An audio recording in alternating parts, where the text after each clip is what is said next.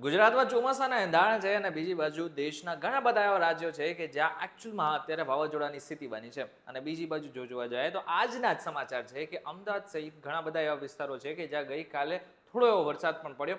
અને બીજી બાજુ આજ સવારથી જ મુંબઈ સહિત મુંબઈ, પુણે અને આસપાસના મહારાષ્ટ્રના કેટલાક વિસ્તારોમાં જળબંબાકારની સ્થિતિ બની છે.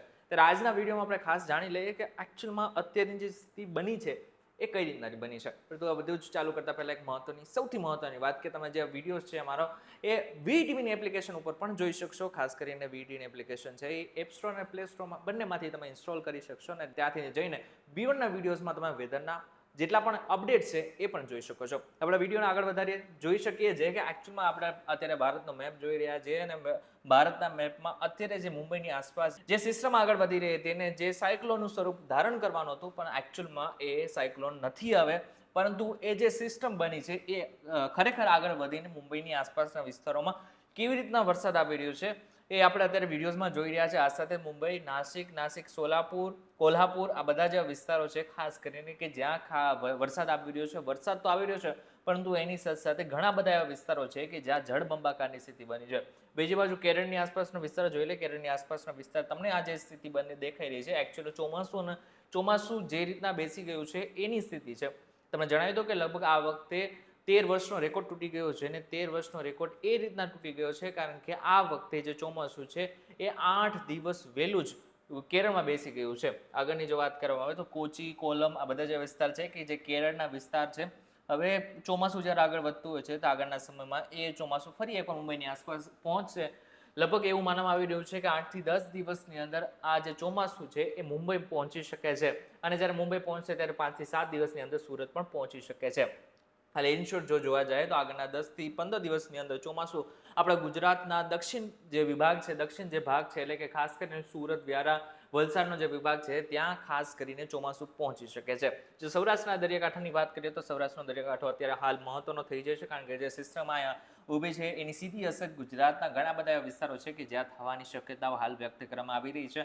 ખાસ કરીને દ્વારકા, પોરબંદર, વેરાવળ, ઉના, જુનાગઢ, ભાનવડ, મહુવા, અમરેલી, અલંગ, ભાવનગર, બોટાદ, જસદણ અને ગોંડલ સુધી આની અસર થઈ શકે છે. જો ગઈકાલની વાત કરીએ તો ગોંડલ સહિતના ઘણા બધા એવા વિસ્તારો હતા કે જ્યાં છૂટોછવાયો વરસાદ પડ્યો હતો. અમુક ગોંડલના ગામ હતા કે જ્યાં ખાસ કરીને વરસાદ પડ્યો હતો અને અમુક જગ્યાએ ખાલી માત્ર વીજળીના ચમકારા જોવા મળ્યા હતા. બીજી બાજુ અમદાવાદમાં પણ ગઈકાલે એવું જ રીતના થયું. અમદાવાદના ઘણા બધા એવા વિસ્તારો હતા કે જ્યાં માત્ર વીજળી ચમકી હતી પરંતુ વરસાદ નહોતો આવ્યો. પરંતુ અમુક એવા વિસ્તારો હતા કે જ્યાં અડધીથી પોણી કલાક સુધી સારો એવો વરસાદ નોંધાયો હતો. અત્યારે જો હાલ પરિસ્થિતિની વાત કરીએ તો આજનો દિવસ એટલે કે 26 તારીખ, 27 તારીખની વાત કરીએ. 27 તારીખે શું સ્થિતિ બની રહી છે? ખાસ કરીને મુંબઈની આસપાસના વિસ્તારોમાં વરસાદની સ્થિતિ બને છે પરંતુ એની સાથે સાથે જે સુરતની આસપાસના વિસ્તારનો વરસાદ પડી શકે છે એની સાથે સાથે દક્ષિણ ગુજરાત નહીં માત્ર ઉત્તર ગુજરાતથી લઈને મધ્ય ગુજરાત જેટલો પણ વિસ્તાર છે ખાસ કરીને ત્યાં વરસાદની શક્યતાઓ હાલ વ્યક્ત કરવામાં આવી રહી છે. કચ્છમાં અત્યારે વરસાદની સિસ્ટમ અત્યારે સક્રિય નથી એટલા માટે થઈને કચ્છમાં એટલો બધો વરસાદ આવવાની શક્યતાઓ હાલ નહીવત પ્રમાણમાં જોવા મળી રહી છે. ખાસ કરીને સૌરાષ્ટ્રનો જે મધ્ય ભાગ છે એટલે કે રાજકોટ, ગોંડલ, જસદણની આસપાસનો વિસ્તાર છે ત્યાં આવતીકાલે એટલે 27 તારીખે વરસાદ આવવાની શક્યતા લગભગ નહીવત છે. છૂટોછવાયો વરસાદ પડી શકે છે પરંતુ વધારે વરસાદ આવવાની શક્યતાઓ નથી. સૌરાષ્ટ્રના દરિયાકાંઠા વિસ્તારમાં વરસાદ આવી શકે છે. એ સાથે 27 તારીખે સાંજે એટલે કે 8 વાગ્યાની આસપાસ એવું માનવામાં આવી રહ્યું છે કે રાજપીપળા, સુરત, ભરૂચની આસપાસનો વિસ્તાર છે ત્યાં ધોધમાર વરસાદ આવી શકે છે.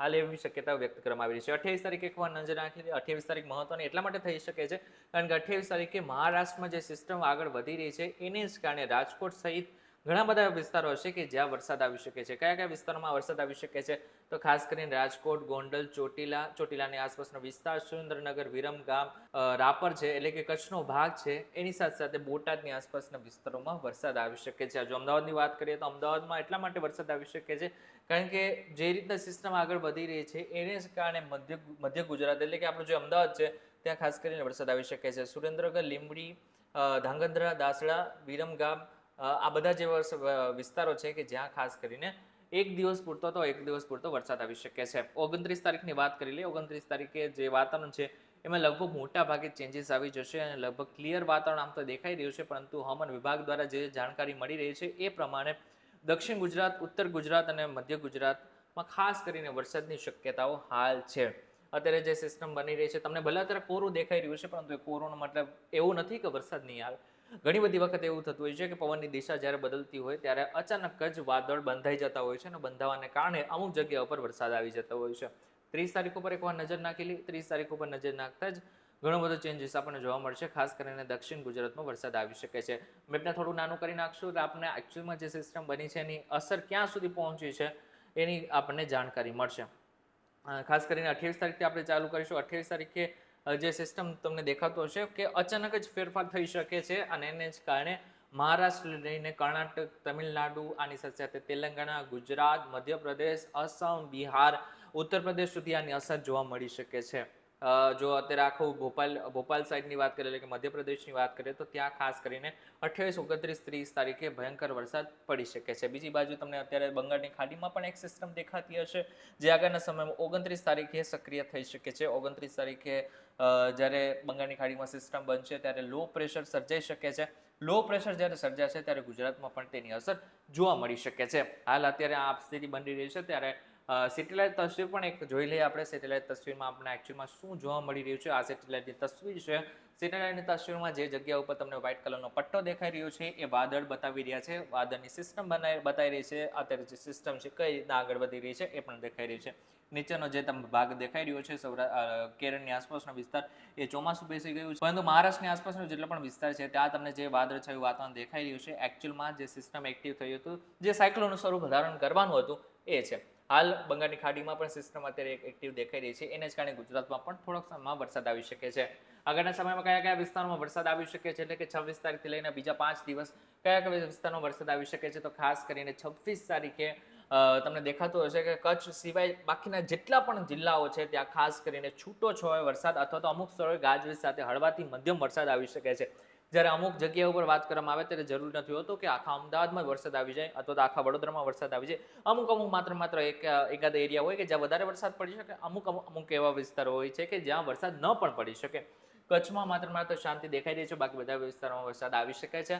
આ જ વસ્તુ આપણે 27 તારીખે પણ જોઈ લઈએ. 27 તારીખ એટલા માટે મહત્વની છે કારણ કે 26 અને 27 બંને એક જેવા દેખાઈ રહ્યા છે, પરંતુ ખાસ કરીને 27 તારીખે સૌરાષ્ટ્રમાં વરસાદ આવવાની શક્યતાઓ હાલ વધુ દેખાઈ રહી છે. એક વખત આપણે આના પછીનો જો 28 તારીખ છે એમાં પણ નજર રાખી. 28 તારીખ મહત્વની એટલા માટે થઈ જાય છે કારણ કે કચ્છમાં પણ એ જ રીતનાની સિસ્ટમ આગળ વધવાને કારણે ત્યાં પણ એટલો જ વરસાદ આવી શકે છે. એટલે કે જે રીતના કચ્છમાં 2 દિવસ વરસાદ નહોતો એ જ રીતના આગળના સમયમાં 28 તારીખે એ જગ્યા ઉપર વરસાદ આવી શકે છે. કચ્છ સહિત જેટલા પણ ગુજરાતના જિલ્લાઓ છે ત્યાં ખાસ કરીને 28 અને 29 તારીખે વરસાદ આવી શકે છે. છૂટો છવાયો વરસાદ અને ગાજવીજ પણ થઈ શકે છે. હળવાથી મધ્યમ વરસાદ આવવાની શક્યતાઓ હાલ વ્યક્ત કરવામાં આવી રહી છે.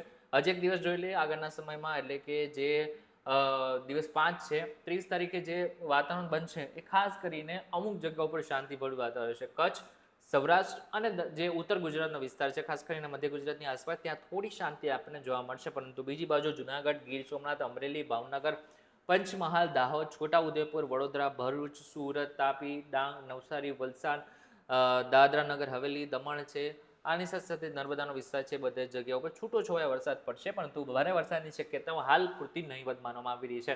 એક છેલ્લો દિવસ પણ જોઈ લઈશું. છેલ્લો દિવસ શું કહી રહ્યો છો એ જ રીતના છેલ્લો દિવસ પણ એ જ રીતના છે. હવે કોઈ આગળના સમયમાં 1 જૂન પણ જોઈ લઈએ. 1 જૂને પણ આપણા માટે મહત્વનું એટલા માટે થઈ જાય છે કારણ કે એ જ રીતનાની સિસ્ટમ છે એટલે કોઈ મોટો ભાગનો ફેરફાર આપણને નથી દેખાઈ રહ્યો. અત્યારે આપણે હવામાન વિભાગ કહી રહ્યું છે, પરંતુ એનો મતલબ એમ નથી કે આગળના સમયમાં આ જ રીતના વાતાવરણ બનશે. બની શકે કે પવનની દિશા બદલે અથવા તો વાતાવરણમાં કોઈ મોટું ચેન્જ આવી જાય તો એને જ કારણે વરસાદ અમુક જગ્યાઓ પર ચેન્જ થઈ શકે. હવે આગળના સમયમાં જે ચોમાસું બેસવાનું છે એને જ કારણે એવું માનવામાં આવી રહ્યું છે કે ગુજરાતના ખેડૂતોને સીધો લાભ થઈ શકે છે. ખાસ કરીને જો હવામાન નિષ્ણાંતો માને તો આગળના સમયમાં ટૂંક સમયની અંદર જ ગુજરાતમાં ચોમાસું બેસી શકે છે. ત્યારે આ બાબતને લઈને તમારું શું કહેવું છે અમને જરા કમેન્ટ કરીને ચોક્કસથી કહેજો. વિડીયો તો જો તમને કોઈ ઇન્ફોર્મેશન મળી તો વિડીયો લાઈક અને શેર જરૂરથી કરજો. તથા આવા જ ઇન્ફોર્મેટિવ વિડીયોઝ માટે વીટીવી ડિજિટલની અમારી ચેનલને એકવાર સબસ્ક્રાઇબ કરી નાખજો.